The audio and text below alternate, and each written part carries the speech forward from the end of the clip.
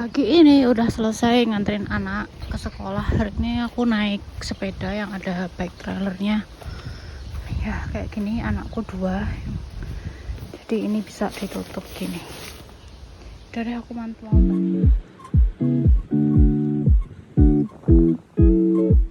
Assalamualaikum teman-teman. Hari ini pengen live update dikit. Ngapain aja kemarin-kemarin. Ini aku lagi naik sepeda, habis nganterin anak, ya tuh trailernya di belakang. Aku pasangin trailer ya di kayak becak kecil gitu di belakang sepeda aku, karena anak-anak aku nggak mau jalan dan aku sendiri juga masih belum bisa nyetir.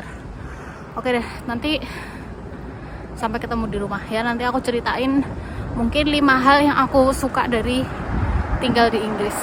Oke teman-teman, aku jalan dulu.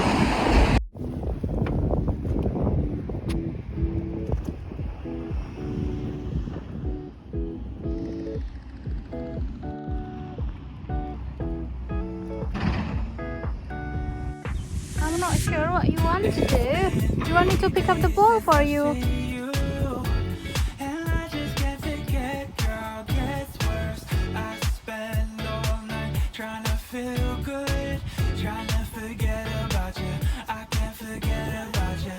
Aku udah sampai kayak taman gitu, taman bermain anak-anak dekat komplek aku aja.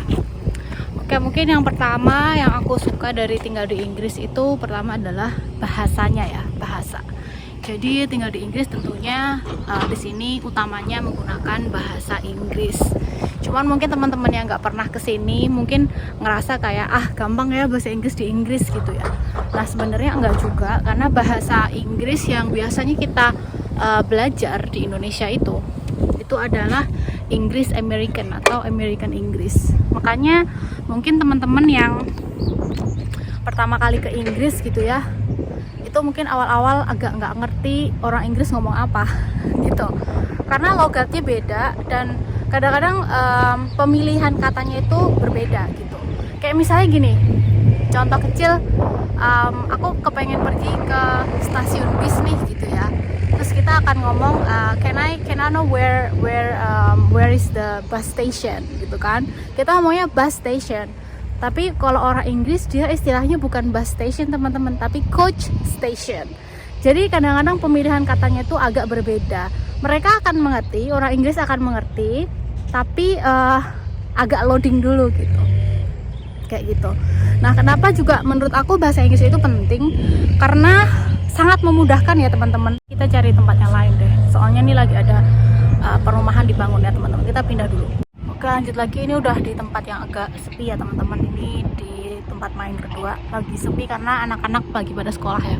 Oke, lanjut lagi. Nah, menurut aku bahasa Inggris itu sangat penting karena kita sebagai Muslim di sini itu kan kita harus hati-hati ya beli makanan, dan sangat memudahkan sekali karena hampir semua label itu adalah berbahasa Inggris. Jadi kita nggak perlu pakai aplikasi, nggak perlu nanya temen dan lain-lain untuk membaca ingredients, atau kalau belanja itu gampang. Dan menurut aku tuh make different ya, karena ketika kita makan di sini itu nyaman, enak, bisa cari makanan halal, itu akan membuat kita lebih nyaman juga di sini gitu teman-teman. Teman baru masuk ke channel ini ya, itu cerita sedikit. Jadi aku udah pernah tinggal di Taiwan selama 1,5 tahun, dan aku di sana memang nggak bisa bahasa Mandarin ya teman-teman. Jadi bisa kebayang susahnya untuk ngambil makanan-makanan halal karena kita nggak bisa baca labelnya, harus nanya temen dan segala macam kayak gitu. Nah, dengan berbahasa Inggris juga itu karena di sini tuh berbahasa Inggris, kita tuh lebih mudah untuk bergaul dengan masyarakat sekitar gitu ya. Karena kita juga kan kepengen masukin anak ke sekolah, kita punya tetangga.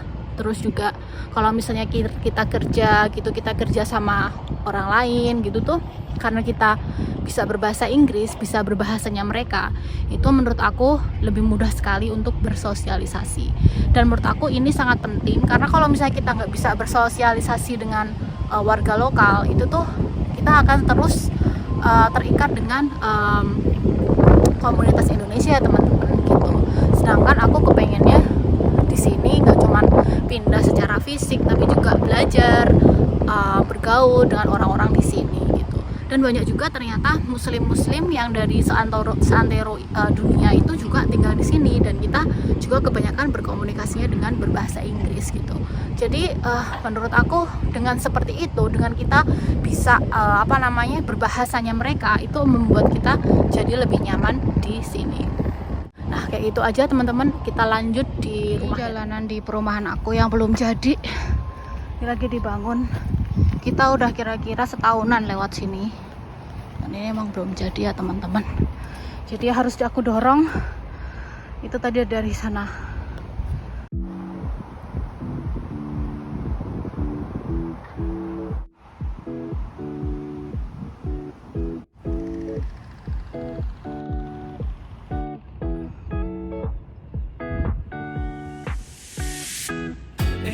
Lanjut lagi ya, nih aku udah di rumah. Terus mungkin aku lanjut. Jadi yang kedua, kenapa aku suka tinggal di Inggris itu karena di Inggris itu aku ngerasa lebih dekat ke alam ya teman-teman. Aku nggak tahu sih, tapi tergantung lokasi teman-teman. Kalau aku pribadi, aku selalu tinggal di tempat yang nggak terlalu kota banget, dan juga nggak terlalu yang terpencil banget. Dan aku so far di Inggris selama kurang lebih ini tahun ke-8 keluarga saya di sini, itu aku ngerasa kita dekat dengan alam. Kenapa? Karena kalau kita pergi ke kayak lapangan atau tempat bermain anak dan lain-lain, itu hampir semuanya gratis ya teman-teman. Dan kita misalnya jalan berapa menit, 15 menit, 20 menit, itu kita udah ketemu lapangan hijau atau yang namanya di sini itu park gitu ya. Dan menurut aku park-park di Inggris itu cukup bagus dan sangat children friendly. Terus juga mungkin kalau misalnya pun kita harus bayar parkir, itu sangat terjangkau gitu teman-teman. Dan kalau misalnya kayak di rumah aku sekarang, itu kita dekat dengan beberapa danau dan juga ada park yang besar. Nah, salah satu park yang besar adalah di Saint Nicholas Park. Aku udah pernah nge-vlog, jadi kalau misalnya teman-teman yang mau park di Inggris bisa ngelihat di situ. Nah, di Saint Nicholas Park ini, kalau misalnya teman-teman ke situ jalan aja itu gratis ya teman-teman. Dan di situ tuh ada danau, ada sungai, ada paddling pool atau anak-anak bisa main air di situ, yang itu tuh gratis. Kalau teman-teman mau kayak naik-naik wahana-wahana itu ada, dan itu berbayar. Tapi kalau misalnya nggak perlu, nggak usah, nggak apa-apa. Terus misalnya di situ mau main kano, mau main kayak bebek-bebekan gitu tuh ada juga. Nah, terus kalau park-park di Inggris itu juga ada beberapa park, lapangan yang kita bisa bawa barbecue ya teman-teman. Jadi kita bisa bawa alat barbeque-nya, dan di situ kita bisa barbecue dan lain-lain. Terus selain itu menurut aku juga park itu sangat bermanfaat untuk anak-anak ya. Jadi kalau misalnya kita kepengen anak kita tumbuh dengan sehat, tumbuh dengan menjadi anak-anak lah, tuh menurut aku adanya park dan dekat dengan alam, terus mereka bisa lari-lari sepuasnya, mereka bisa main manjat-manjat dan lain-lain, itu menurut aku salah satu hal yang sangat mahal ya teman-teman gitu. Karena aku juga punya cerita juga di teman-teman yang lain yang mereka punya anak di luar negeri, itu betapa susahnya misalnya bawa anak ke luar gitu, mau piknik atau sekedar mau jalan aja harus bayar gitu. Nah, kalau di sini misalnya aku lagi bosen gitu ya sama anak-anak di rumah, aku bisa keluar, nggak usah bawa dompet dan lain-lain, nggak usah mikir bawa uang kemana, keluar aja untuk ke park, ke taman main. Di situ ada pelosotan, di situ ada ayunan, dan alat-alatnya lumayan bagus ya teman-teman, itu gratis aja gitu. Yang ketiga adalah menurut aku Inggris adalah salah satu negara yang sangat children friendly atau family friendly ya teman-teman gitu. Aku waktu tinggal di Taiwan itu salah satu yang aku ngerasa susah adalah untuk pergi ke perpustakaan misalnya, atau kita ada klub-klub untuk ibu-ibu dan anak-anak. mungkin ada klub bayi dan lain-lain, itu agak susah ya teman-teman. Sedangkan kalau di Inggris itu biasanya di kayak semacam kecamatan gitu, mereka akan ada kayak perpustakaannya, dan di perpustakaan itu bayi aja bisa jadi member ya teman-teman. Jadi kita bisa pinjem buku di situ untuk buku-buku bayi dan lain-lain itu secara gratis. Nah, menurut aku ini sangat membantu sekali karena apa ya, menurut aku misalnya di perpustakaan itu seminggu sekali ada klub untuk ibu dan bayi, di mana ada orang yang membacakan buku, dan itu bayi-bayi aja bisa datang, di bawah 5 tahun biasanya akan datang, dan itu kelasnya gratis. Nah, selain itu juga banyak juga komunitas untuk ibu-ibu belajar, misalnya kayak parenting atau menggendong dan lain-lain, yang itu aku bisa ikut, sehingga aku nggak ngerasa terlalu terisolasi ya teman-teman. Karena kan di sini untuk diketahui juga aku bukan mahasiswa ya, sehingga untuk ketemu orang Indonesia itu agak susah atau agak jarang gitu. Nah, selain itu juga di Inggris itu kita anak mulai 3 tahun kita bisa mengakses TK ya secara gratis, yaitu 15 jam seminggu. Dan menurut aku itu sangat membantu ya teman-teman, karena kan di sini kita nggak punya pembantu dan lain-lain. Nah, ketika anak kita sudah 3 tahun itu kita sudah bisa memasukkan mereka atau menitipkan mereka ke taman pendidikan anak-anak gitu. Nah, selain itu juga setelah nanti anak usianya 4 tahun mereka bisa daftar untuk masuk ke SD. Jadi kalau di Inggris juga yang sangat membantu untuk anak usia SD. Nah, anak usia SD di sini itu sekitar 5 tahun sampai anak usia 18 tahun itu semuanya pendidikannya didanai oleh pemerintah. Dan itu tidak memandang apakah kamu orang Inggris atau enggak. Jadi itu bahkan untuk mahasiswa aja, walaupun mahasiswa bukan orang Inggris dan dia tidak punya kayak semacam permanent resident, itu memasukkan anaknya ke sekolah itu gratis ya teman-teman. Jadi menurut aku itu sangat membantu sekali. Kemudian setelah itu, kenapa menurut aku di sini adalah children friendly juga, itu adalah orang Inggris itu mereka tuh sangat toleransi kepada anak-anak itu tinggi gitu loh. Jadi misalnya anaknya nangis, anaknya tantrum, anaknya ada meltdown, itu orang Inggris itu nggak yang terus membuang muka atau misalnya mengungkapkan kata-kata kasar dan lain-lain gitu.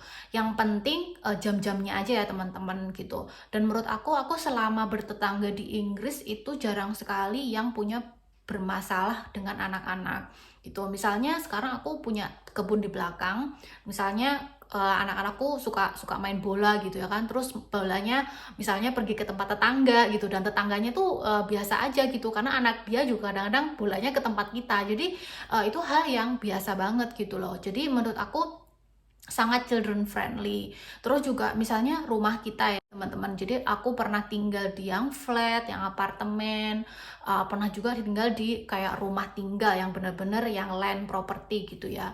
Nah, selama aku ada di tinggal di kayak apartemen itu, menurut aku sangat children friendly. Jadi misalnya anak-anak kita mau jalan-jalan, mau lari-larian di rumah, itu bangunan itu semacam kedap suara ya teman-teman. Jadi kita tidak mengganggu tetangga yang lain. Sementara kalau dibandingkan dulu aku tinggal di Taiwan ya, atau di Malaysia, karena aku juga pernah tinggal di Malaysia, itu suara kita suka bocor gitu ya.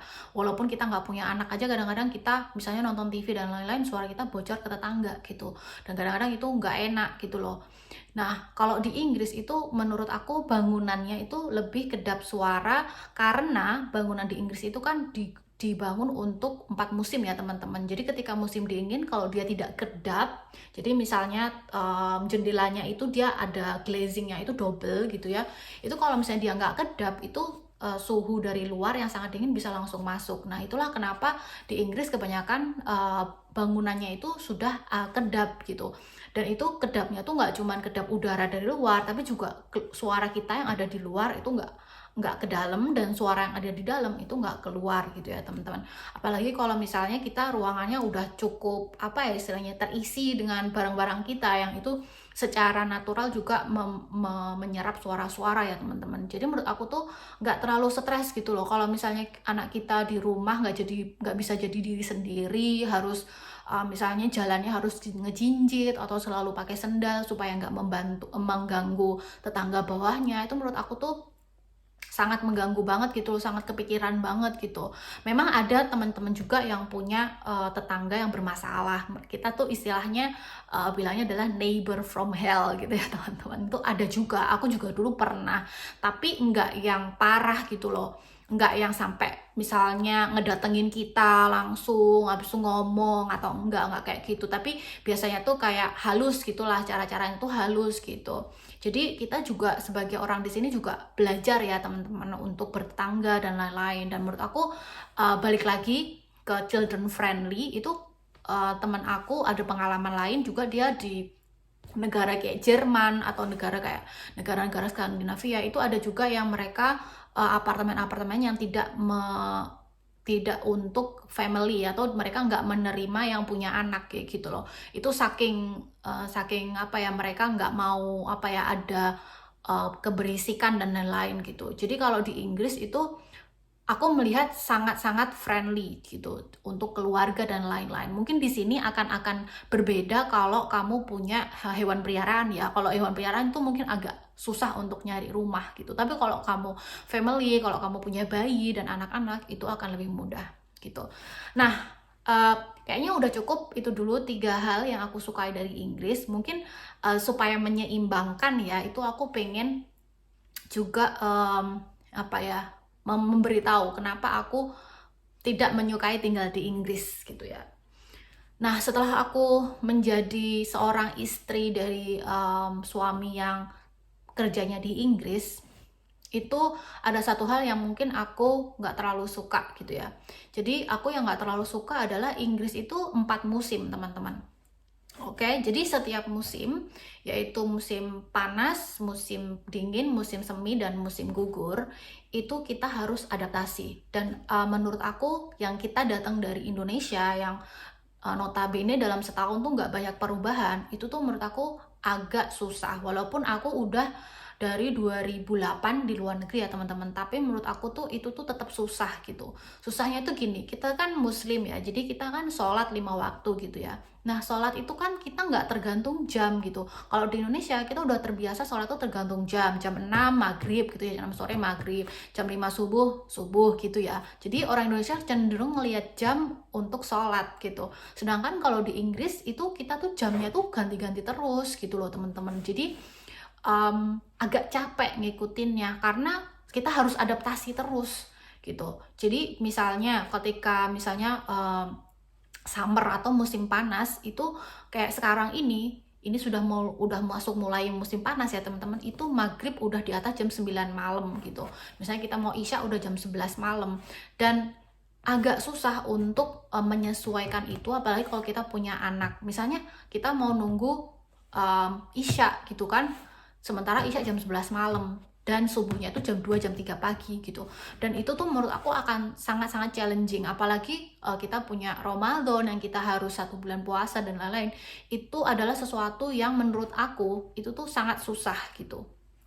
Aku nggak tahu bagi teman-teman, mungkin teman-teman yang lain bisa menjalaninya, tapi bagi aku sendiri, karena aku punya anak 2 yang mereka harus sekolah, dan sekolah itu kan reguler. Itu kalau misalnya kita ngikutin, nggak bisa adaptasi, itu agak susah untuk punya rutinitas yang rutin kayak di Indonesia. Dan menurut aku rutinitas itu sangat penting ya teman-teman. Dan kalau kita nggak punya rutinitas, itu kadang-kadang kita tuh kayak nggak bisa produktif, kita jadi kayak apa ya, lebih cepet capek gitu loh. Nah, menurut aku itu yang agak susah. Sampai-sampai kalau misalnya kita malam-malam, karena kita orang Indonesia, lagi-lagi kita tidur, misalnya kita tidur tuh kebiasaan tidur kalau gelap ya teman-teman. Padahal kalau misalnya di Inggris itu misalnya summer, itu kita belum gelap kalau belum jam 10 malam, jam 11 malam itu belum gelap. Jadi istilahnya kita tuh kehilangan waktu tidur atau waktu istirahat itu bisa 2, 3, 4 jam. Kalau mungkin teman-teman orang dewasa itu nggak apa-apa, tapi ketika itu anak-anak, mereka nggak bisa tidur jam 9 malam, mereka biasanya tidur jam 11 karena nunggu gelap, itu mereka jadi nggak bisa bangun pagi. Ketika mereka nggak bisa bangun pagi, mereka nggak semangat sekolah. Ketika mereka nggak semangat sekolah, itu akan keteteran gitu loh teman-teman. Jadi kita harus, mungkin sebagai ibu ya di sini, itu kita harus siap bahwa oh ya, kita harus adaptasi gitu. Dan menurut aku, karena aku sudah apa ya, saya punya anak 2 ya, menurut aku rutinitas tidur itu salah satu hal yang paling penting untuk anak gitu. Aku nggak tahu untuk teman-teman yang lain, tapi bagi aku yang namanya rutinitas, terutama tidur, itu sangat penting untuk kesehatan anak-anak. Jadi mereka happy atau nggak happy, mereka menjalani hari berikutnya itu seperti apa, itu kalau kualitas tidurnya jelek, itu mereka akan jelek juga moodnya gitu. Jadi itulah yang menurut aku agak challenging ya bagi aku seorang ibu di sini.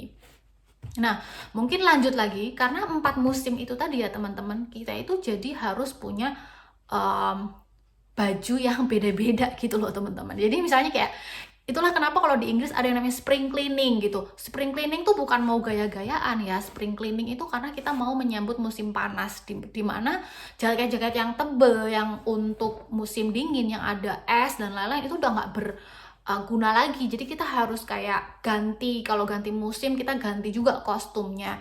Kadang-kadang kita harus beli baru karena anak kita misalnya yang tahun kemarin udah kekecilan dan lain-lain gitu. Jadi itu menurut aku nggak terlalu cost efektif ya. Jadi agak-agak kita harus punya budget untuk memang beli baju gitu. Karena di sini 4 musim. Nah, untuk teman-teman yang udah nggak perlu ganti-ganti baju terus, itu tetap aja kita harus bisa memelihara baju yang kita miliki. Kayak misalnya sepatu es, sepatu untuk musim dingin, baju untuk musim dingin, dan lain-lain, itu harus kita singkirkan untuk menyambut musim yang baru gitu. Nah, selain 4 musim tersebut ya, Inggris itu punya sesuatu yang namanya British weather. Dan itu sangat terkenal banget ya. Jadi kalau misalnya kita ngomong, this is the British weather, dan salah satu budaya orang Inggris adalah ngomongin tentang cuaca gitu. Karena kayak hari ini aja, tadi aku syuting tuh kayak terang banget ya teman-teman, kayak di rumah itu di luar itu kayak langitnya warnanya biru, warnanya putih. It sounds like very perfect day gitu loh. Kita ngeliatnya, ini bakalan cerah sepanjang hari gitu ya. Ini tahu-tahu udah jam segini, sekarang mendung banget. Dan aku nggak tahu apakah nanti sore akan hujan atau enggak. Jadi di Inggris itu cuacanya tuh kurang jelas gitu. Jadi sampai kita tuh kalau kemana-mana harus tetap siap-siap kalau mau hujan. Karena kadang-kadang hujan, kadang-kadang bener-bener hujan-hujan banget gitu. Jadi jangan sampai salah kostum. Nah, itu sering banget yang namanya orang Indonesia salah kostum ya di Inggris, dan itu kadang-kadang bisa berbahaya teman-teman. Jadi di sini walaupun kayak cerah banget, itu jangan kayak di Indonesia cerahnya bakal sepanjang hari, bahkan mungkin berhari-hari. Kalau di sini tetap aja kita harus bawa jaket yang anti air mungkin, yang bisa menghalau suhu udara dan angin dan lain-lain. Dan juga kalau bisa bawa sesuatu kayak jaket yang anti air atau misalnya payung gitu ya teman-teman. Nah, itu aja. Walaupun itu kelihatan sepele, tapi itu membawa beban yang lain ya teman-teman. Misalnya kita mau pergi nih gitu, kita harus selalu memantau cuaca gitu teman-teman. Jadi misalnya kita mau pergi, misalnya kita mau booking pergi kemana, Peak District atau ke Edinburgh atau kemana, itu kita harus selalu melihat cuaca. Kalau misalnya kita mau ada planning, mau liburan dan lain-lain, kita melihat cuaca. Bahkan kalau orang Inggris itu istilahnya kalau misalnya kelihatan panas dikit dan libur, orang Inggris itu kebanyakan bakal keluar, dan itu bener-bener kayak budaya banget di sini. Panas dikit orang Inggris bakal keluar, bakal membanjiri pantai dan lain-lain gitu. Jadi kayak orang udik banget gitu ya. Kalau kita orang Indonesia ya ampun udik banget gitu ya. Cuman panas dikit aja orang udah buka-bukaan berjemur, yang di situ berjemurnya itu kayak di taman, nggak ada air, bukan yang pantai gitu loh teman-teman. Sampai kayak gitu. Jadi orang Inggris itu paling suka kalau cuacanya panas gitu ya teman-teman. Nah, kayak gitu aja. Mungkin teman-teman kalau ada yang mau tanya hal-hal yang lain boleh banget.